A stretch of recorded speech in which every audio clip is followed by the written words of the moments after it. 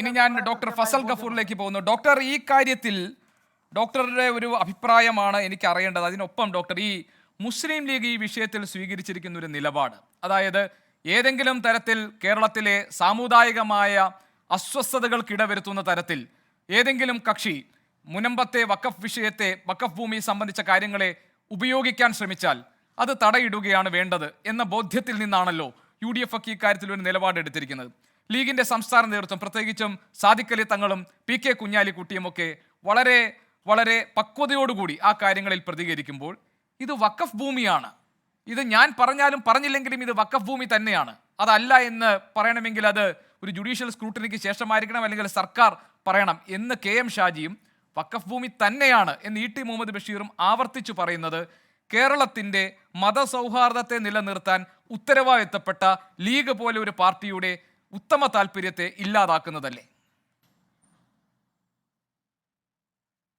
അല്ല, ആദ്യം തന്നെ ഞാൻ പറയാം, ഇതിൽ ചെറിയൊരു കൺഫ്യൂഷൻ ഉണ്ട്. ഞാൻ പറയാം, ഇത് ഫസ്റ്റ് മീറ്റിംഗ്, മുസ്ലിം സംഘടനകളുടെ മീറ്റിങ്ങിൽ ഫറൂഖ് കോളേജ് അവിടെ വന്ന് പറഞ്ഞത്, ഞാൻ പങ്കെടുത്തില്ല, ഞങ്ങളുടെ സെക്രട്ടറി പങ്കെടുത്തിട്ടുണ്ട്, വന്ന് പറഞ്ഞതെന്താ വെച്ചിട്ടുണ്ടെങ്കിൽ ഇത് വഖഫ് ഭൂമിയല്ല, ഇത് ഞങ്ങൾക്ക് ഗിഫ്റ്റ് ഡീഡ് കിട്ടിയാണ്.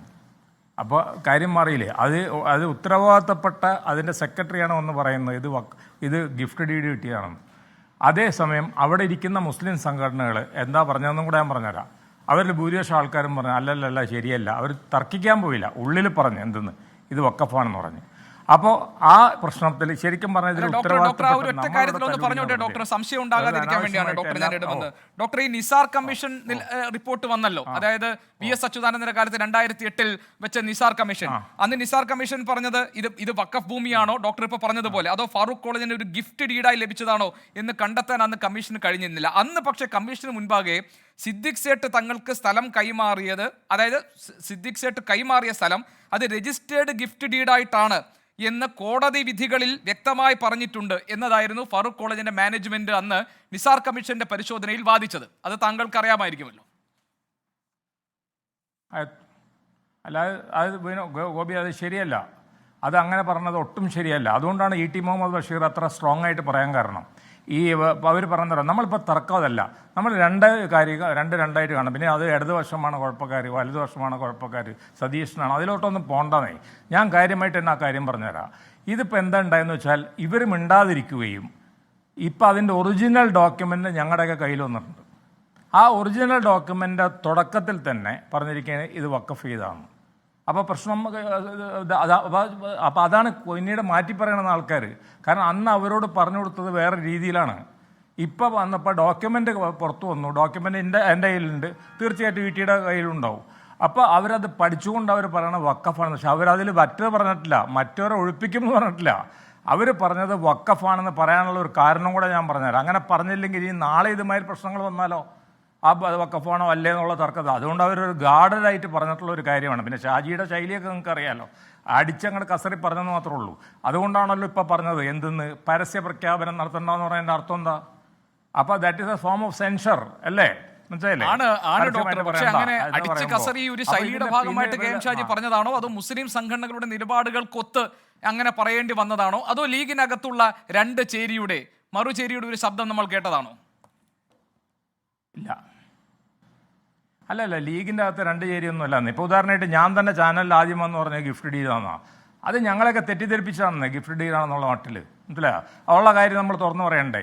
വെറുതെ ഇപ്പോൾ വന്നിട്ട് നമ്മൾ ധ്രുവീകരണം ഉണ്ടാക്കുന്ന ഒരു കൂട്ടർ പറഞ്ഞ് അവരുണ്ടാക്കുന്നു, മറ്റേ കൂട്ടർ പറഞ്ഞ് വേറെ ഒരുത്തരാണ് ഉണ്ടാക്കുന്നത്. പിന്നെ രണ്ടാമത്തെ കാര്യം പറഞ്ഞുതരാം, ഇത് കോടതിയിൽ പോയ കേസല്ലേ. സച്ചാർ കമ്മീഷൻ റിപ്പോർട്ട് അനുസരിച്ചിട്ടാണ് വഖഫ് ഭൂമികളൊക്കെ തിട്ടപ്പെടുത്താൻ വേണ്ടിയിട്ടുള്ള നിയമം വന്നത്. അതനുസരിച്ചിട്ടാണ് നിസാർ കമ്മീഷൻ വെച്ചത്. നിസാർ കമ്മീഷൻ കണ്ടുപിടിച്ചിട്ടുള്ളത് എന്താണെന്ന് വെച്ചിട്ടുണ്ടെങ്കിൽ ഇത് വഖഫാണെന്നാണ്. പിന്നെ ഡിസ്ട്രിക്ട് കോടതി ഇതൊരു കേസ് വന്ന് ഡിസ്ട്രിക്ട് കോടതിയും പറഞ്ഞത് വഖഫാണെന്ന്, ഹൈക്കോടതിയും പറഞ്ഞത് വഖഫാണെന്ന്. അത് അങ്ങനെ ആകുമ്പോൾ വേറെ വലിയൊരു തമാശകരമായിട്ടുള്ളൊരു കാര്യമുണ്ട്. അതും പറഞ്ഞില്ലെങ്കിൽ ഞാൻ അവരുടെ സൈഡ് പറഞ്ഞതായിരിക്കും. ഇവർ വിറ്റല്ലോ, ഇവരെങ്ങനെ വഖഫ് ഭൂമി എടുത്ത് വിറ്റ്? ഇവർ ഭൂമി വഖഫ് ഭൂമി ഇത് വേറെ വിറ്റ ഭയങ്കര രസകരമായിട്ടുള്ളൊരു കാര്യമുണ്ട്. ഇനിയിപ്പോൾ ഇത് വഖഫാണെന്ന് പ്രഖ്യാപിച്ചെന്ന് വിചാരിച്ചോ, അപ്പോൾ ഇത് ആർക്ക് തിരിച്ചു പോവും? ഇവർക്ക് തന്നെ തിരിച്ചു പോവോ? വിറ്റ ആൾക്കാർക്ക് തിരിച്ചു പോവോ? വിറ്റ ആൾക്കാർക്ക് തിരിച്ചു പോകാൻ പറ്റില്ലല്ലോ, അവർ വിറ്റില്ലേ. വിറ്റെന്ന് അവർ തന്നെ പറഞ്ഞില്ലേ, അവരൊരു അഡ്വക്കേറ്റ് പോളിനെ വെച്ചിട്ട് നടത്തിയതല്ലേ. അപ്പോൾ എങ്ങനെയാണ് ശരിയാകുമ്പോൾ അപ്പോൾ തിരിച്ചു പോകുന്നു എന്ന് പറഞ്ഞപ്പോൾ ഇപ്പോൾ ശരിക്കും പറഞ്ഞാൽ ഇത് നിയമത്തിൻ്റെ ഒരു കുരുക്കിൽ പെട്ട് കിടക്കുകയാണ്. അതുകൊണ്ട് തികച്ചും ന്യായമാണ് ഈ ജുഡീഷ്യൽ കമ്മീഷൻ വെച്ചിട്ടുള്ളത്. ജുഡീഷ്യൽ കമ്മീഷൻ ശ്രീ രാമേന്ദ്രൻ നായരാണ്. അപ്പോൾ അദ്ദേഹത്തിന് ഇതിന് യാതൊരു താല്പര്യമുള്ള ഒരു ആളല്ല.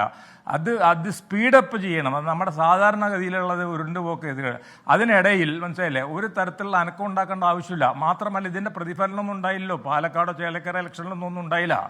അന്ന് ചിലരൊക്കെ വന്ന് പറഞ്ഞ് ഇതിന് പ്രതിഫലനം ഉണ്ടാവും ഇലക്ഷനിലൊന്നും ഉണ്ടായില്ല. അപ്പോൾ ജനങ്ങളെ സംബന്ധിച്ചിടത്തോളം അത് ലോക്കലായിട്ടുള്ള പ്രശ്നമായിട്ട് നിലനിൽക്കുകയാണ്. അതിൽ തീർച്ചയായും ഇനിയിപ്പോൾ ഇത്രയും പറഞ്ഞ സ്ഥിതിക്ക് ഞാൻ 100% മുൻപത്തുകാരുടെ കൂടെയാണ് ആ കാര്യത്തിൽ.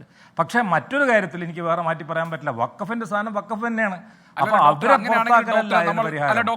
വേറെ പരിഹാരം ആദ്യം താങ്കൾ തന്നെ കരുതിയത് ഇത് വഖഫ് ഭൂമി അല്ല എന്നാണ്. ഫറൂഖ് കോളേജ് മാനേജ്മെന്റ് എവിടെയും ഈ കാര്യത്തിൽ വ്യക്തമായ ഒരു പരസ്യ പ്രതികരണം നടത്തിക്കൊണ്ട് അവർ ഇത് വഖഫാണോ അല്ലയോ എന്ന് വ്യക്തമാക്കിയിട്ടില്ല. നിസാർ കമ്മീഷന് മുൻപാകെ അവർ പറഞ്ഞ കാര്യം ഇത് കോടതി വിധികളിൽ തന്നെ ഇത് ഗിഫ്റ്റ് ഡീഡാണ് എന്ന കാര്യം പ്രൂവ് ചെയ്തിട്ടുണ്ട് എന്നതായിരുന്നു അവരുടെ വാദം. ഒരുപക്ഷെ അവർ അതേ വാദത്തിലായിരിക്കും ഇപ്പോൾ ഉണ്ടാവുക, നമുക്കറിയില്ല. പക്ഷേ ഡോക്ടർ ഫസൽ ഗഫൂർ, ഈ യഥാർത്ഥത്തിൽ ഇപ്പോൾ കേരളം ചർച്ച ചെയ്യേണ്ട ഒരു വിഷയം എന്താണ്? മുനമ്പത്തെ കുടിയൊഴിപ്പിക്കൽ ഭീഷണി നേരിടുന്ന ആളുകൾ അവരുടെ ഭൂമിയിന്മേലുള്ള അവകാശം, അവരുടെ ആ സ്വത്തിന്മേലുള്ള അവകാശം സംരക്ഷിക്കപ്പെടുമോ ഇല്ലയോ? അതാണല്ലോ പ്രധാനപ്പെട്ട പ്രശ്നം. അതാണല്ലോ BJP ഇവിടെ ക്യാപിറ്റലൈസ് ചെയ്യാൻ ശ്രമിക്കുന്നത്. അതാണല്ലോ BJP പറയുന്നത് അവിടെ കുടിയൊഴിപ്പിക്കൽ ഭീഷണി നേരിടുന്ന സമൂഹത്തിനൊപ്പമായിരിക്കും ഞങ്ങൾ നിൽക്കുക എന്ന് പറയേണ്ടി വന്നത്. അതാണല്ലോ അങ്ങനെ. അതാണ് കാതലായ പ്രശ്നമെങ്കിൽ, അതാണ് ലീഗ് നേതൃത്വം കാതലായ പ്രശ്നമായി കാണുന്നതെങ്കിൽ ഇത് വഖഫ് ഭൂമിയാണോ അല്ലയോ എന്ന തർക്കത്തിലേക്ക് പോകേണ്ട കാര്യമില്ലല്ലോ ഡോക്ടർ. എന്തിനാണ് അതൊരു തർക്ക വിഷയമായി കൊണ്ടുവരുന്നത്? അതിന്റെ രാഷ്ട്രീയ ഉദ്ദേശം എന്താണ്? ആരുടെ താല്പര്യത്തിന് വേണ്ടിയാണ്? ആരുടെ സമ്മർദ്ദത്തിന് വഴങ്ങിയാണ്?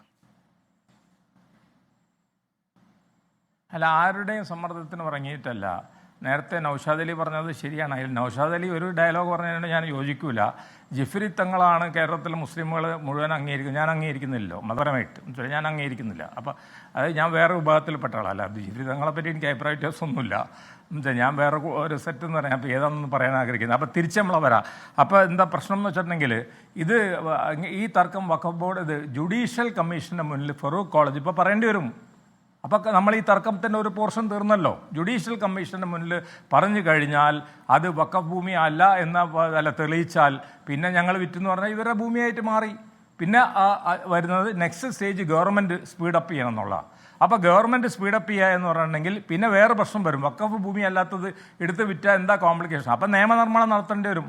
അതിൽ UDF LDF കൂടെ സഹകരിച്ചുകൊണ്ട് ഒരു നിയമനിർമ്മാണം നടത്തിക്കൊണ്ട് മനസ്സിലല്ലേ ഈ ഭൂമി ഇവർക്ക് കൊടുക്കുന്നത്. നേരത്തെ നല്ല രസത്തിലാണല്ലോ പറഞ്ഞത്, അയോധ്യയിൽ വരെ നമുക്ക് അതിന് പരിഹാരം ഉണ്ടായി എന്ന് പറഞ്ഞ മാതിരി ഇതിലൊരു കാര്യം ഞാൻ തീർത്തും പറയാം.